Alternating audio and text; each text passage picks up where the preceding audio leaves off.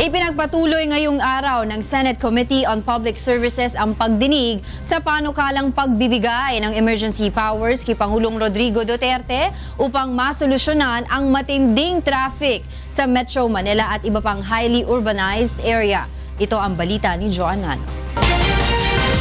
Iprinisinta kanina ng mga transport group at ilang non-government organization ang nakikita nilang mga pamamaraan upang masolusyonan ang krisis sa traffic dito sa Metro Manila.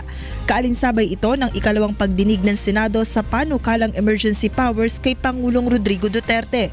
Kabilang dito ang carpooling o ride sharing. Sa tala ng Uber PH, umaabot sa halos 300,000 pasahero ang sumasakay sa Uber kada araw. Kaya naman malaking bilang ng mga sasakyan ang mababawas sa mga lansangan sakaling maaprubahan ang kanilang panukala.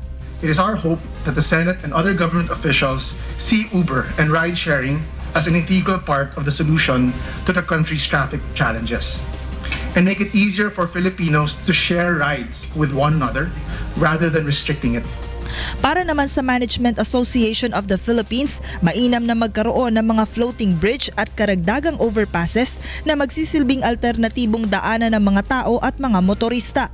We need more bridges across Pasig to relieve traffic from EDSA and C5. Kabilang din sa mga tinalakay kanina ang ilang mga problema sa provincial at city buses na dumaraan sa EDSA na sinasabing nakadaragdag sa matinding traffic.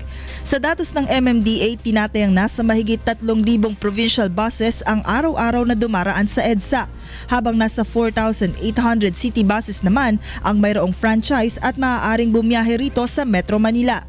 Kaugnay nito, pinag-usapan rin kanina ang plano ng DOTR na pagpapatayo ng 3 bus terminal na ipoposisyon sa FTI Taguig, Coastal Baclaran at sa may bahagi ng Veterans Memorial Medical Center sa Quezon City.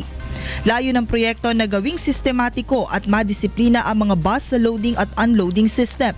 Yun nga pong coastal, yun nga pong Uniwide area, malapit po doon. Yung pong construction will start this 2016, later part of 2016, ngayon na po.